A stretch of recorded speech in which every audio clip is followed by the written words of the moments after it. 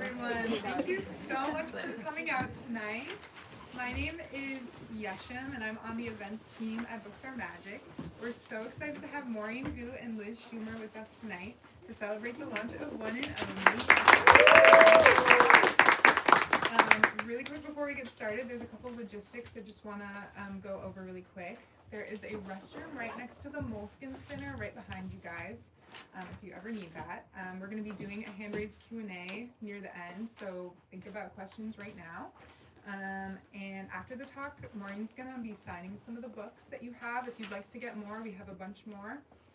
And then we'll also have copies of Throwback up front if you'd like to get our YA book as well. But I'll let you know where she's going to be signing. It's going to be kind of near where you checked in. And then if you're joining us on the YouTube live stream, we'd love to encourage you to buy a copy of One and Only online using the link in the live stream description. A really, really quick, very brief description of the book. One and Only is Maurene's adult debut and follows Cassia Park as she searches for her soulmate, Daniel Nam. Described as in 5 years meets a millennial, the Joy Luck Club, One and Only is a funny and fresh love story of a woman thrown a curveball by fate and the family secret that will make her question everything. One and Only was also just recently added to Today Show co-host Jenna Bush Hager's book list, Read with Jenna, which is really awesome. Maurene Goo is the author of several acclaimed and award-winning books for young adults, including I Believe in a Thing Called Love and Throwback, which was a Reese Book Club YA winter pick. Several of her young adult novels are in development for film, and her books have been translated into 12 languages. She also writes for screen, games, and comics. One and Only is her adult debut, once again. Liz Schumer, Liz Schumer is the senior books editor at People magazine, overseeing all things books on all platforms. She previously led books coverage at Good Housekeeping magazine, where she founded the Good Housekeeping Book Club, and has also written for Women's Day Prevention and the New York Times and many other publications. She's also a writing coach at the New York Writing Room, teaches journalism courses at New York University, and is the author of Biography of a Body and Buffalo Steel. So without further ado, you know, those bios always sound so much longer when someone is reading them while you're saying them. we looked over them before. I'm like, yeah, that's fine. I'm like, oh, it's so long. For some reason, I've been using that same bio for years now, and every time we do this, I'm sitting there going, I should really use my editing skills on myself at some point. You have to like brag too. Yeah, you know what? As women, we have to take our flowers where we can get them, right? As women, as feminists. Exactly. Let's go into this with that energy. Yes. So, first of all, congratulations. This is so exciting. How does it feel? You know, it feels good. It feels real now that I'm like here at a bookstore, which I haven't been able to really digest until now. I see so many faces that I love. Thank you guys for coming. I know it's so cold. Although I heard this is warm, I guess. Comparatively, yeah. I really appreciate it. Yeah, it's been a long time that I've been anticipating, so my life has been nuts. So I feel like I haven't had time to like be anxious or nervous, and now it's just here. And I'm like, oh, okay. Which is kind of great. You just kind of, you get all of the fun and none of the angst, hopefully. Yes, yeah. I don't know, I also feel like angst, 6 books in, I'm kind of like, well, the book's gonna come out and good luck to you. Yeah. Good luck to you, little book.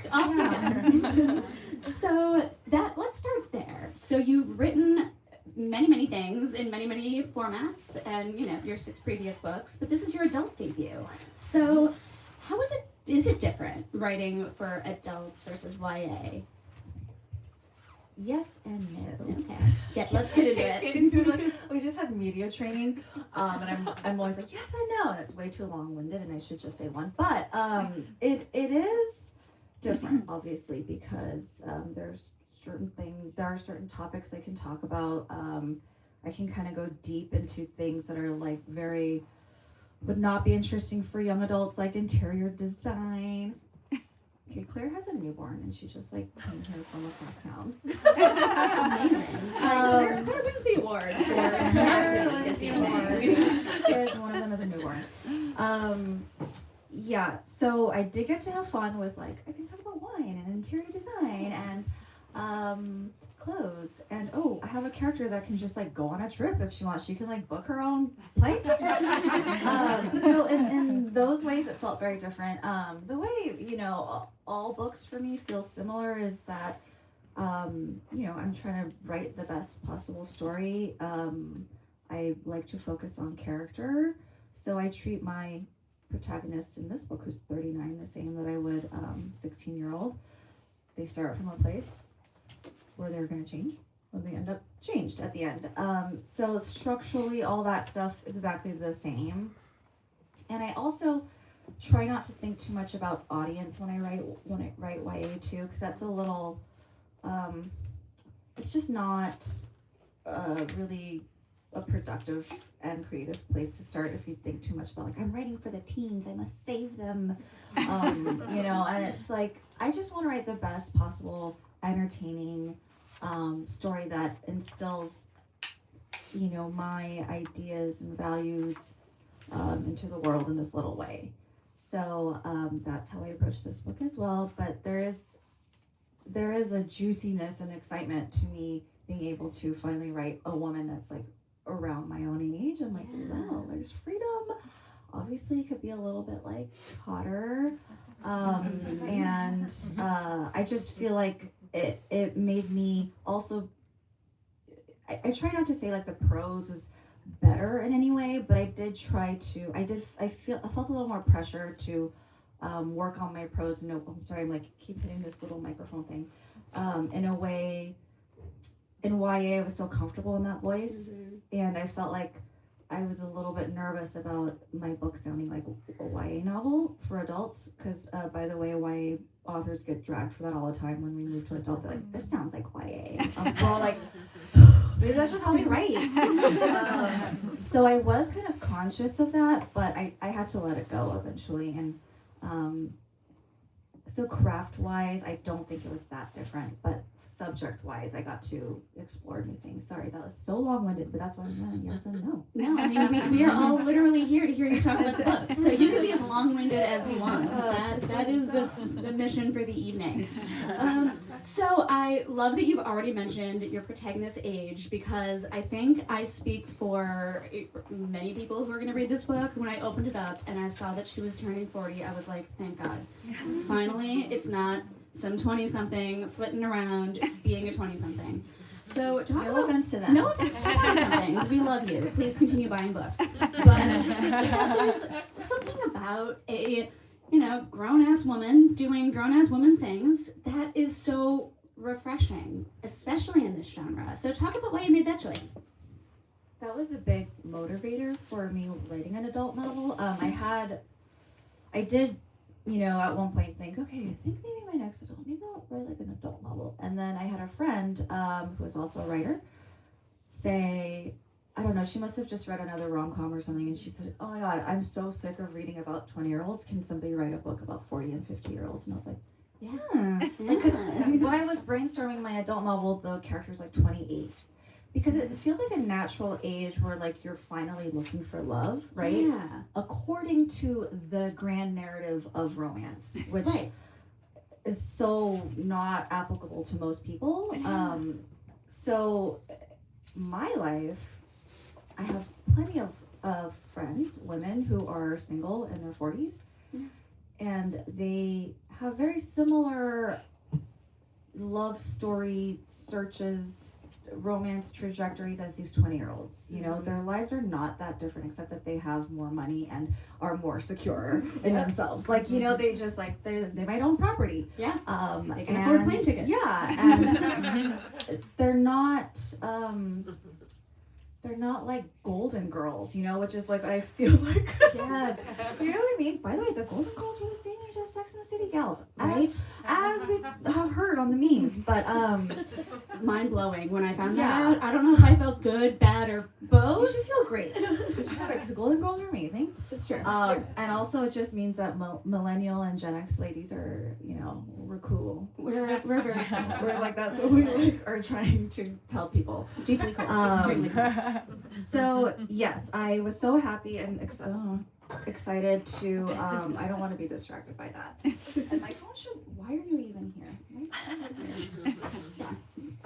It never existed. What fun.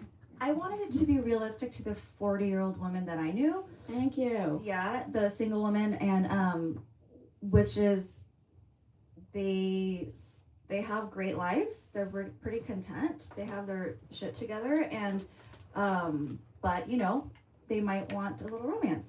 And wouldn't it be nice if I met a great gal or guy, right? So I wanted to write for the women that I knew to reflect the actual 40-year-olds, because I just feel like there's this outdated notion of like sad middle-aged ladies looking for love, and I'm like, that's just not really the case anymore, especially in like a city like LA, where the book takes place. And so that was very important to me, and I also felt like I can write a 40-year-old really well because I'm pretty much there, and I also think there are things that are unique to looking for love in your 40s versus your 20s. For example, like thinking about having children, that's more of a pressing issue. And you are more set in your ways, I think, when you're in your 40s, and so you're not gonna just take some loser just because he's like a hot artist anymore. You're like, I have to think about my life. Yep. And will he fit into it? And does he deserve to hang out with me? So yeah, I mean, I had a lot of fun writing a 40-year-old, and that seems to be a really the main reaction I'm getting from readers, like, wow, and she's in her 40s. I'm like, oh, good. I mean, that was my reaction. So, and I think, your point about women in their 40s or, in this phase of life, we are looking for something different. And I think there's something really beautiful about a romance that, Cassia is, you look of panic in my eyes when I'm trying to pronounce that right. We were talking about this backstage and about how to pronounce characters' names and how I'm always pronouncing them wrong to the people who wrote the characters. It's very embarrassing. But Cassia's like not a real name. So well, it is now. It's a flower name, so it is a flower name. Yeah. It's a beautiful name. Cassia's a beautiful name. So anyway, Cassia, she's looking for romance, but she's not like bereft looking for romance. She's got a life, she's got friends, she's got a job. We'll get to the job part in a minute because I really want to talk about that part of it. But romance is not like her entire reason for existing, which I think is so modern and feminist and the way that we actually live, right? Yes, and I feel like it's also something that you don't see in a book that's romantic. It's not, I mean, I don't know. That's actually not true. There's a lot of different kinds of rom-coms now. I feel like I kind of have like an outdated idea of like all the books out there, but I'm like, no, actually there's a lot of cool stuff being written now. But I do think that was my my goal, was to present a book with a strong romance in it, but really it's her story. And the romance brings up questions for her about like what she values in life, like her understanding of how the world works.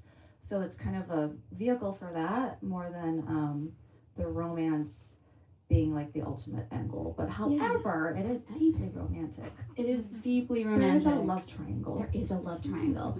Okay, so we must talk about the love triangle. Okay. And for those of you who don't know, love triangle, there's an older man and a younger man. How did you decide to make it an age gap romance? Because that is one of my favorite tropes, so thank you. And also one that can be kind of hard to pull off authentically. So talk about that a little bit. Yes, I feel like age gap romances are fun. We all love them. So like that's like a given. We like the older ladies and the younger guys right now. Okay, that's the thing. And also the younger Sorry to guys, men, okay? That's just what we like right now, for whatever reason. he's really hot, so like, Well, women are like allowed to do that without being called cougars now. It's true. Yeah. So we've evolved. I didn't know if I specifically wanted like an age gap romance, but I thought, ooh, what an interesting predicament to put this woman in, because that is just like an immediate natural barrier, right, between them, because she is a woman who takes herself seriously, and she's like the realistic, the reality of dating a 28-year-old when you're 40 is not just hot. It's like, ew, does he like wash his sheets? Does he have a job? Does he want children anytime soon? Which is the big question in this book. So I wanted to do the age gap because that was a great obstacle for them. Because you can't just have two people who can't just like each other and then that's it. It would be very short. There used to be so many obstacles. And then, obviously when I was writing this, there was like age gappy stuff happening. And then I think when I sold it, by that time I was like, whoa, there was so much stuff. There was that Anne Hathaway movie based on a book. There was, I know there's more. There's so many, but for some reason I can't think of them. But there's All Fours. Right. Love that book. And so, I felt like it was in this zeitgeist, or it's in the air, and I thought it would be, I really wanted to lean into that. But you're right, I wanted it to feel grounded, because it is kind of wish fulfillment. I know that sounds gross, but I guess that's what it is. Like the age gap the other way is kind of wish fulfillment, because it's like, yeah, Hawkeye can like me too, even though I'm 40. And whatever, men have been able to do that forever. So I was just like, yeah, she gets to do this, but unlike men, women are using their brains too, and we're like, like dating a 20-year-old, what is that actually like? Yeah. And so I did want it to be treated somewhat realistically, not just like, yeah, he's gonna fly me off, no offense to that Anne Hathaway movie, but like, fly me off to the Bahamas, and like, I'm gonna get made fun of because I'm wearing a one-piece bathing suit. Like, that's like, come on. I was like, ugh. So instead, it's like, he's in awe of her, like, wow, you have your shit together, you've got this cool house, you have this great community that you've built, you're so confident in your job, and like, I'm still kind of floundering with like confidence in that area. And so I wanted it to feel like he was equally in awe of her, and she's not just like, wow, this hot young bod, she's like, yeah, you're lucky you're dating me. Yeah, which I think is one of the most refreshing parts of this book, is as I was reading it, I was like, yeah, girl, you do have it going on, and he should recognize that, and he does. He does recognize it. So, way to write a man who appreciates his woman. Well done. Yes. Is that the fantasy? Yes. Yes, just kidding. Sorry, two of my. I love these two guys here. Thank you for coming. These four guys are just I love that. They're my old coworkers at Sub Gaming Company. Well, they're being very good. We're being very good sports as we sit here and just bash your They're actually amazing, and they love this. You're right. That's why they're my friends. Amazing. Yeah. Well, Paul's wife is a badass. good job, Paul. Yeah. So we kind of circled around her career for a while here. Let's get into that, because that's where like the little element of magic comes in. So before we even get to the magic, I must ask, have you ever dabbled in matchmaking? In a professional capacity? No. I mean, I assume if you had a prior career as a matchmaker, we would know about it. Two couples I've set up have gotten married. Okay. However, I was in my 20s, so like, God knows what I was doing. But yeah, one of my coworkers at a bookstore, he ended up marrying my roommate, and I have a kid. They like live near me now. I think I'm a very good matchmaker, to be honest. I think like I would be great at this professionally. Wait, have I ever matched anybody here? No, I don't think so. But I would if I could. There was a point when I started at this gaming company, and I was like, who's single? Because there's so many men. Yeah. And I know so many women who are single, so that was like on top of mind. That's just a community service. I'm always looking out for my girlfriends. But I find it to be stressful because you feel a lot of responsibility if things don't go well. And especially if you know both parties involved, then it's like a little awkward. So that's why I kind of stopped like trying to set people up. It felt like too much of a burden on me. But if it was my job, I think it would be really fun. Yeah, I just like it. I mean, I like writing romance novels. Like, I like rom-coms, so like, of course, I like to set people up. Kind of like the real life rom-com. And, you know, if you're professionally doing it, there may be, well, more pressure in some ways, less pressure in some ways. I don't know. Brainstorming this in real time. Yes, I mean, that's what I was doing, Yeah. writing the book. I'm like, okay, she's like, this is her job, but how romantic is she? Because, of course, there's like the version of this book that's like, she's cynical, Mm-hmm. or she's like a helpless romantic. Yep. Like, oh, you know, but I just wanted it to feel a little more realistic. Yeah. Yeah. I like Except that she's she's magic. neither of those Except she has like a things. magical gift. Well, right. But that's what I like about it, is she's not like head in the clouds, and she's not like totally over it. She's Yeah. very, I think, realistic about She's pretty romance. pragmatic, Yeah, even though pragmatic. like, but she does believe, because, you know, they believe. Okay, so the past loves, people would call them soulmates, but I don't want to call them soulmates in the book. I call them fateds. You know, she's able to find people's soulmates essentially from the past and then hook them up, and she already knows that's going to work out. So she's known her guy for a long time, and so because it's like the bedrock of her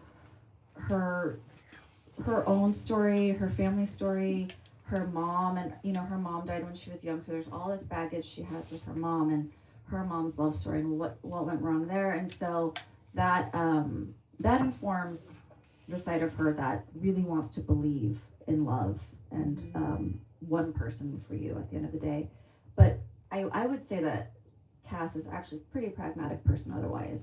Yeah. I would say that she is. So, big question, do you believe in fate in real life? I don't know. I actually am a magical thinker, and my therapist told me it's because I have anxiety. Yeah, she's like, people with generalized anxiety disorder often think that they're magical. And that's why we freak out, because we're like, that's a sign. If we don't do this, this is going to happen. Like, our brain spins out all these crazy scenarios because that's what's wrong with our brains. Like, but it also makes it that's incredibly true. creative. Yeah, okay. And I'm like, that's why all my writer friends and I, we all have anxiety. That's true, yeah. We do. But I do, because, you know, since I was little, I always had room for, you know, I'm not religious anymore, but I grew up religious. So I believed in like a magical, you know, entity then. I'm sorry, I don't mean to say that God is a magical entity, but to me, like, that's what he felt like. And then now that I'm not religious, though, I still feel like there's a part of me that wants to believe there's like an unknown. That unknown could mean that there's possibilities that we don't know, right? So I look for signs. I see signs everywhere. Like, I love horoscopes and astrology. I know that's, and I kind of believe it, you know. I'm always like, haha, it's a joke, but I'm like, you're a Leo. What's your sign? I'm a Cancer. Hello. Okay, yeah, I'm a Leo, so You are a Leo. I am Son's a a Leo. Leo. I love a Leo. Yeah, Leos are misunderstood. Oh, you're great. Thank you. Yeah, they're like, oh, all Leos want attention. I'm like, that is not what it's about. Right. She says into a microphone.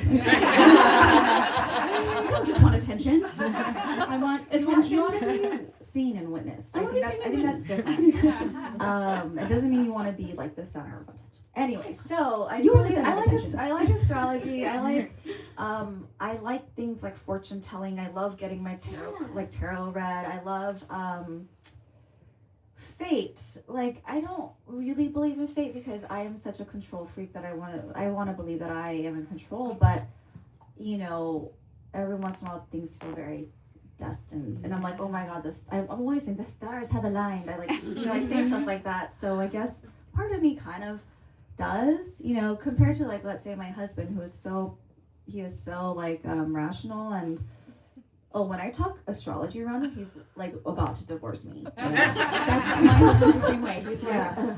And I'm like, well, okay, yeah, but it doesn't work. I'm like, whatever. Like, people have believed in this for eons. I guess you're too smart. Yeah, well, you're too good for the stars. Yeah, sorry, there's no okay. science behind it. But yeah, so I am way more of a believer of magic than he is. But I don't know. We'll see. That's like, never say never. You don't know. We don't know anything. I think that's the bottom line, right? Yeah. What do we know? We don't know. None of us have died and come back, so we don't know if there's like more than one life. Exactly. Yeah. We'll find out later, maybe, or we won't. We It's solved more it fun to somewhere. like open yourself up to a possibility. It's more. However, fun. you don't want to have your whole life dictated by a fortune. Is what I have to say. No. When you read Yeah, the book, by you a- will see. Yeah, by a prophecy, like Definitely do you not can want still that. like that's what stories always teach you. Like don't ever actually believe in the prophecy. Exactly. Yeah. This is why we need fiction, so Yes. that we can, come back around on Yeah. on all of that. So, I think that's one of the elements of this book that was so much fun. Was that little element of magic. So, how did that make its way into the book? Was it always in there? Was it always centered around a magical moment? Talk about how that got there. Yes. So I knew if I wanted to write an adult novel, well, I don't know if I knew from day one, because I had this other idea which Faye knows about my agent, and we were like, and that one didn't have magic. But my last YA novel, Throwback, had time travel in it, and I had so much fun with that. And it wasn't like a sprinkle. It was a sprinkle of time travel. I mean, she literally goes to the 90s, but for whatever reason, doesn't get into the specifics of that, of how or why. And that's how I wanted to treat the magic in this book. I thought, let's just add a little bit of something. It's really fun to write that. I realize actually I'm a huge fan of like speculative fiction. I wouldn't have known that until I was writing this. I'm like, oh yeah, I love that moment in a movie or a book when like you get the goosebumps because you're like, oh, something's off. Yeah. I love that moment, and I love a twist and turn. So I wanted that for this book. And Throwback has a twist as well. I love a good twist, and I like a little bit of that. I'm not science-y enough to do a real sci-fi. I'll leave that to the pros. But I love this little sprinkle. And I'm a huge fan of my friend Rebecca Searle's books. She blurbed this, and she has that in her book. She And does. I remember thinking, like, reading her book and thinking, this is a great way to do this, and it felt like it opened up a window of possibility for me to write this kind of book as well. Yeah, and I think that possibility of possibilities is what makes this book so special. It's like, oh, maybe fadeds exist. I don't know. That could be interesting. Maybe not. It's a really fun idea to play with. Well, and like Tara, my editor, repeatedly told me, like, we can't not say, like, people do believe in fate, and there has to be like an element of like, this is real. Like, we want the reader to also be in on it, like to buy into this idea of fate, because it is deeply romantic. Because I think like my instinct is to be like, and then realistically none of this is real, right? But I felt like, I had to be reminded of what a reader wants. Yeah. And a reader wants to be swept up in that, I think. Exactly. Yeah. Yeah, you didn't like debunk yourself, in other words. You weren't like, by the way, JK, this. No, I try to leave it a little open-ended, a little ambiguous. We love a little ambiguity moment. So the other part of, the matchmaking business that I really liked was that it's a family business. So that, as you kind of touched on a little bit before, is, brings in a lot of dynamics, a lot of family dynamics. So talk about why that's important. I mean, I think the aunties especially were so much fun. I think very relatable for everyone with a family, probably. Yeah, I love writing a grandma. I grew up in a very matriarchal family on my mom's side, especially a very strong mom. My mom was clearly the boss of everybody. And so I cannot write a Korean American character that does not have family stuff. Does one exist? Yeah. I don't think that's a thing. It's like, I've written YA novels where the only child with like a dad but no mom. But I still focus really heavily on that family dynamic. And so in this book, I definitely knew I wanted it to be a family thing. I wanted to introduce this idea of like generational gift, magical gift, and then multi-generational like dynamics, which is how I grew up. And my cousin's right here too. She knows our family is. It's like Hit up the cousin later for stories. yeah. And so, at some point, like I had to introduce like cousins into this. Or I'm like, Tara was like, there's so many names, like you don't have to name all of them. I'm like, okay. I have like a little story for like these 15 cousins that meet every weekend, but yeah, I that's the family I grew up in. And I really love a book that has like a big sprawling family. Yeah. It's really fun. You kind of feel an epic, like without having to go into details, you can kind of feel the epicness on the edge, right? Like there's a lot that has happened in this family. I wanted to write some aunts that were annoying and loving. And you know, she has a dead mom, you know, which is a thing, but there's for good reason she has a dead mom, okay? That's true. And I Mama's really died for not in vain. yes, not in vain. I wanted her to have all these other women fill in as a mother figure and kind of be involved in her life. And you know, I don't even know if I thought, to be honest, I don't know if I thought that hard about it. I was just like, well, and then she has all these aunts. And she's got like a grandma and her grandma's sister's involved. Let's not have all the men be dead in this family. We're gonna have a grandpa, an uncle, and so then it just became this thing where I'm like, oh, I have to write this big family. But you know, big families are very familiar to me. Cassandra, I'm thinking about, so my first novel ever, my first YA, was Since You Asked, which Cassandra's my friend, but she was my editor at the time. And I had this chart. Remember I drew like a dinner chart of like all the cousins and everything. I'm like, why? Oh my god, I love it. And I remember thinking like, I don't need to do this, but I just felt like to understand a Korean American immigrant family, you must know there are 5,000 cousins every weekend. So I just am comfortable in that, and I really wanted the story to, I don't know, I wanted to add more. Like I'm always like add more, like make this a little more rich, make it a little more texture than, not to say just a love story, but I do feel like a love story is not just two people. It's like their families, it's their histories, it's all of this. So yeah, and I think people like to read about aunties and bossy Korean moms and stuff. I mean, totally. I did. I had a great time with the bossy aunties. There's so much humor that you could humor. put in that, you know? So. And it's a brand of humor that you can't really do any other way. There's no humor like auntie humor. There's no humor like grandma humor. Yeah. It's like pushy Korean grandma humor. Yes, Mm-hmm. exactly. And Yeah. it's like you said before, it adds like that epicness to it where you're going, okay, this is a woman with a full life. There's a lot going on. And again, bringing it back to the love triangle, when she's figuring herself out with these two guys, well, they're getting involved with the entire family and the friends and the community. That matters. Yeah, I wanted her to have a big community, like to show how rich her life is, you know, even without a partner. So, Exactly. you know, I wanted to create like a real full world for her. Yeah, bringing it all back. All right, I am getting the high sign to begin wrapping it up for questions. So hopefully people have some. Okay, so before I get into it, I'm going to repeat your question so that the people on the live stream can also hear the question. So after you ask your question, I will repeat it and then you can answer it, which will give you like 10 seconds to think of an answer, which is great for everybody. All right, I got a question. This is hard because I'm long-winded.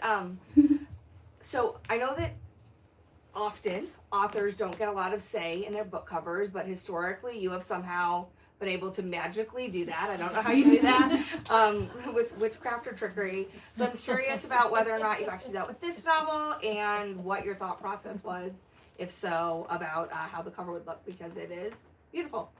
I love my cover so much. So it hold makes on. me so happy. For the live Oh, stream. sorry. So it's a weird process. We'll get it. So I'll distill the question a little bit. The question was, your covers are wonderful and you have, by witchcraft or trickery, had insight into them in the past. Did you have insight into this one? It's gorgeous. Tell us about it. Yes, I feel very strongly about covers. Anybody who knows me here, a lot of you guys know me. I'm probably very annoying about it. I used to be a graphic designer, so I kind of like try to cut to the chase. Like the very first thing I do is make like a PDF of cover stuff. So covers I like, covers I don't like, thematic things. Like font choices I like. Oh, I like these kind of colors. I like this.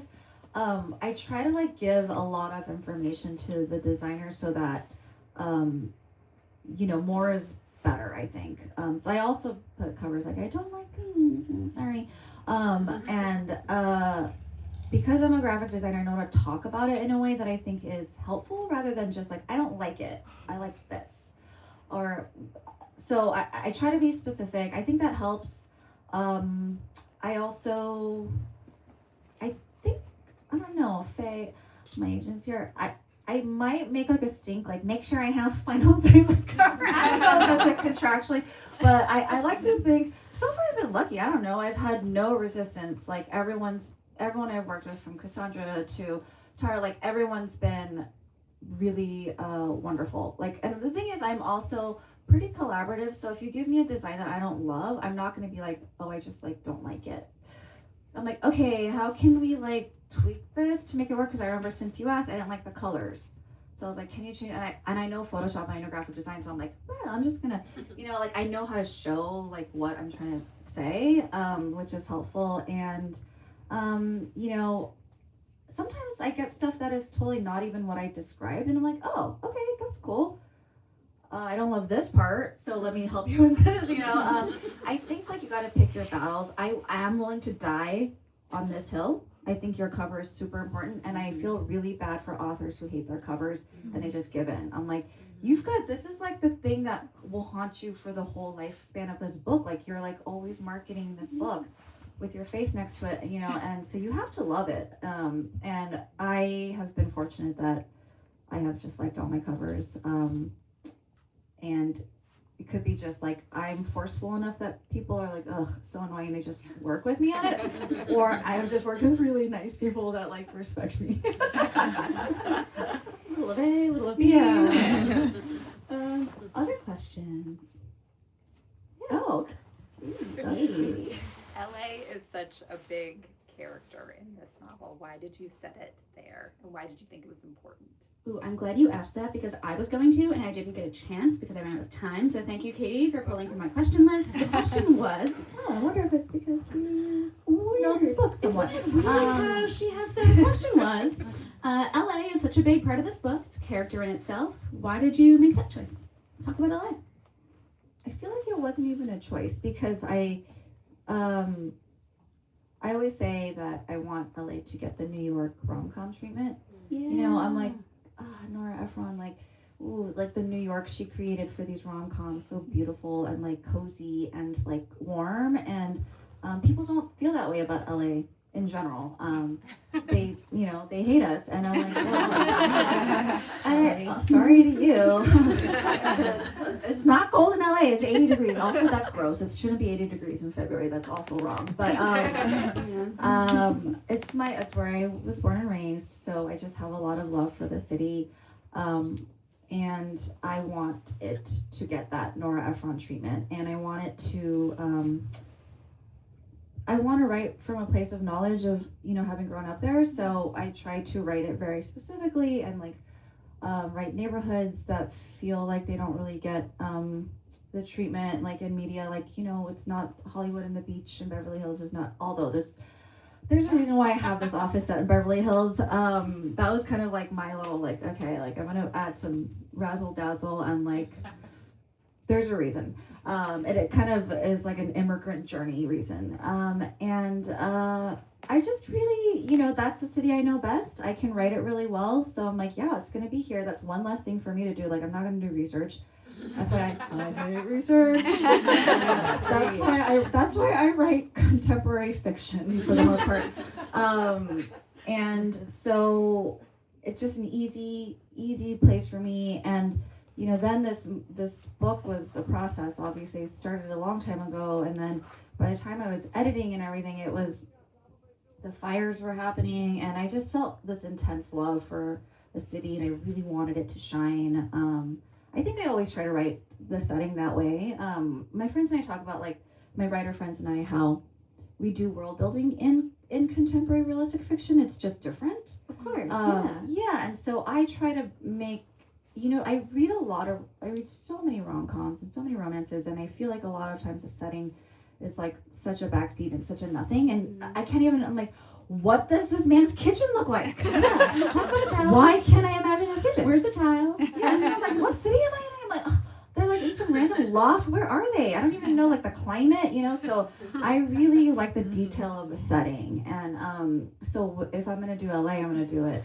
And I also wanted to do LA from like the 40-year-old LA lady who's gonna go to Joshua Tree and to Madonna Inn, have a lot of wine.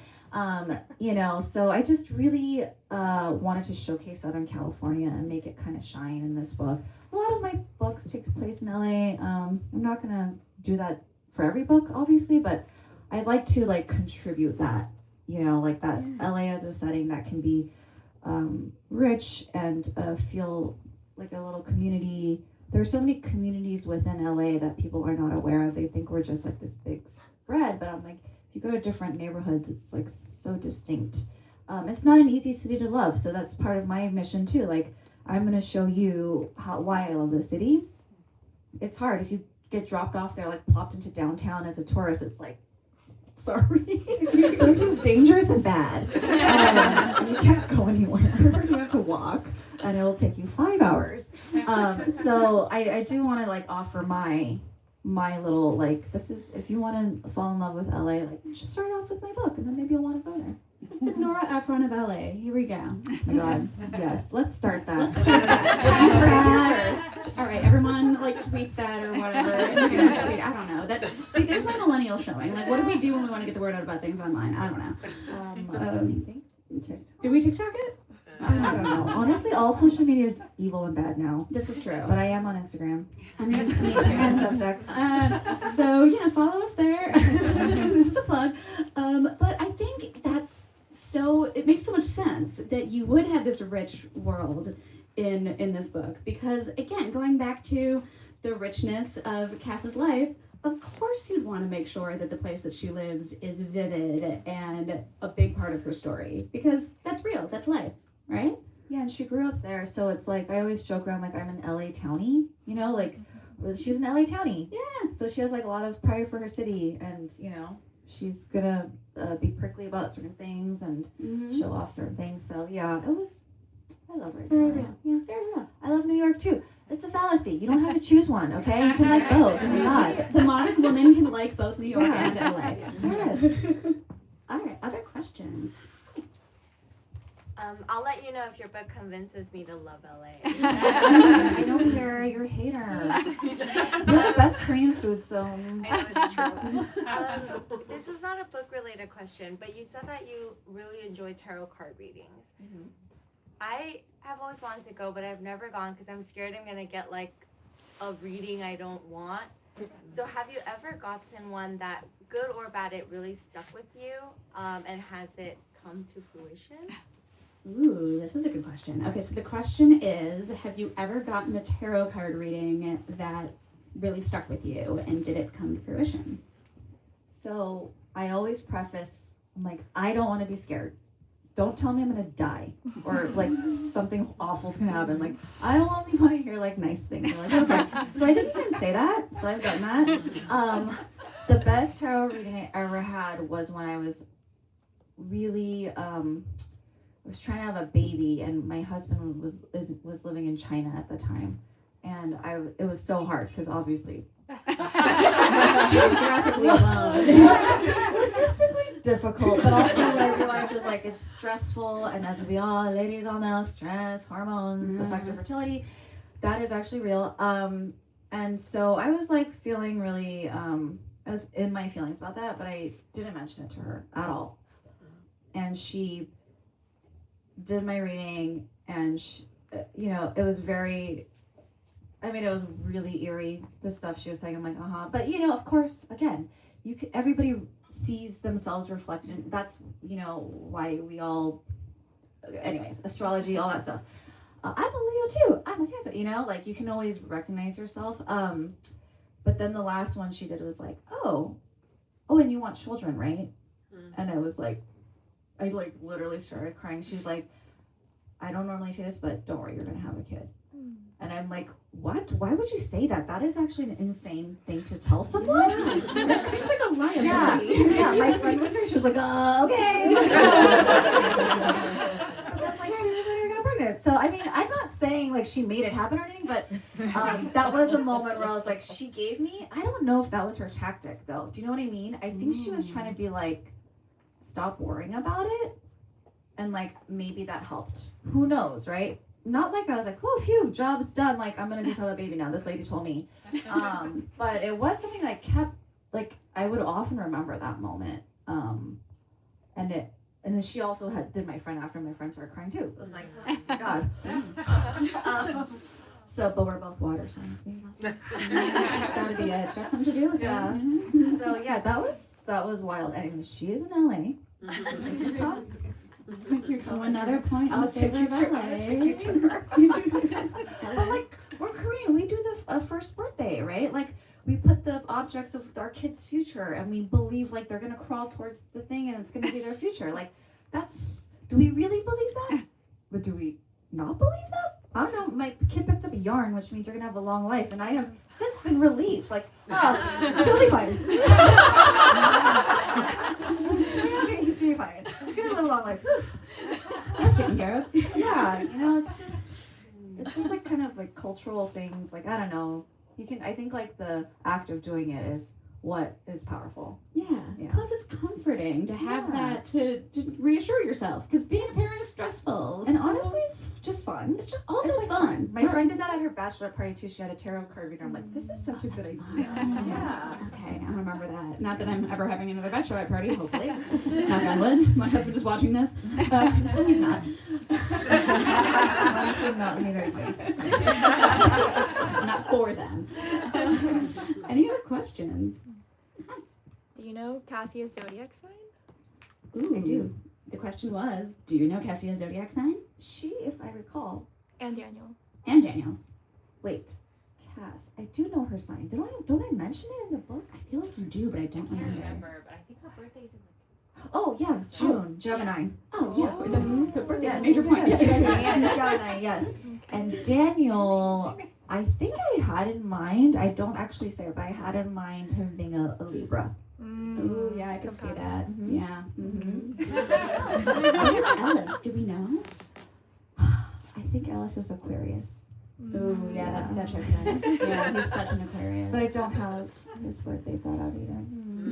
Good question. Well, something for the readers. You know, we gotta give them something to figure out on their own. That could be something they fill in. Yeah, right. Yeah, fan theories are very important. So, you know, there you go. Other questions? It'll be time for one Yeah, more one more. question to make it a good one. Yeah. People get shy. Oh. Okay. What could you possibly ask? I've been dying to ask this the entire way. No, which one is your favorite outfit? And did you end up buying whatever? Like, did you already own what the outfit was, or did you then, was it aspirational and you had a reason to go buy it? Ooh, the question is, which was your favorite outfit, and did you already own it, or was it aspirational and you had a reason to go buy it? I also love this question. Both. So, one of the outfits, I'm sure you noticed I changed the outfits many times throughout different versions because I kept changing. I'm like, yeah, no, I don't want another way. One of them I changed into the outfit that I loved to wear this summer. My friend let me borrow her little yellow lace slip skirt, and like I wore like a white button down over it, which is what she's wearing kind of on the cover. That's my favorite outfit, and I put it in the book. That's when Ellis is like, oh, you're not wearing bike shorts, you're like a hot lady. And then there's an outfit I described where she's wearing on her first date with Daniel, gray trousers and a little blue cardigan. This reminded me of your outfit right Well, now. I bought like gray trousers, and I knit myself a blue cardigan. My eyes so proud of me. And so like I can wear that outfit now because I was like, oh, you know what? I do like this outfit. I think earlier versions she had an outfit that I had, but then I changed it to like a different, more sassier. Yeah, I love her clothes. Her clothes are so good. Yeah, Clothes are so I can good. like have her wear whatever she wants because money is no object. She's a grown-ass woman with a job. She's also not real. That too. Fun. Yeah, I had a lot of fun writing the clothes. That's another thing I could do a little more fun. Yeah. Because teenagers, like, you can try to make them fashionable, but in reality, teenagers all wear the same thing, which They is do. baggy jeans and a navy blue sweatshirt. They have worn that since the beginning of time, and they still wear it. Yeah, this is true. Same sweatshirt until their parents pry it away from them and wash it, and then they get all mad because it's never the same. It's a whole thing. Well, this was so fun. Thank you so much. Thanks everyone for coming and chatting with us. Thank you guys so much. That was amazing. Oh, do not even worry about it. Thank you all for coming out. That was really awesome. Thank you, Liz, so much for being a moderator, and thank you, Maureen, for celebrating this with us. Just really quick, some reminders. For everybody who's still in the live stream with us, you can purchase a copy of the book by clicking the link in the live stream description. For everybody in person, we have some additional copies up front, and again, we've got throwback if you're interested in Maureen's YA books. Maureen's going to be signing and personalizing books right where my coworkers are pointing in that little alcove. So basically, everybody stay calm and stay seated for a second. Don't be crazy. Exactly. We're just gonna really quick get a few things, and then I'm gonna bring Maureen back, and then once she's back there, then everybody can get up, and we'll just have you all line up against the bookshelves right on the left side. And then also just make sure to get all of your belongings, because we start to break down and put the store back right away. So yeah, if you need to like put things aside, just put them kind of closer to the door against the bookshelves and stuff. So yeah, thank you guys all for coming. Okay.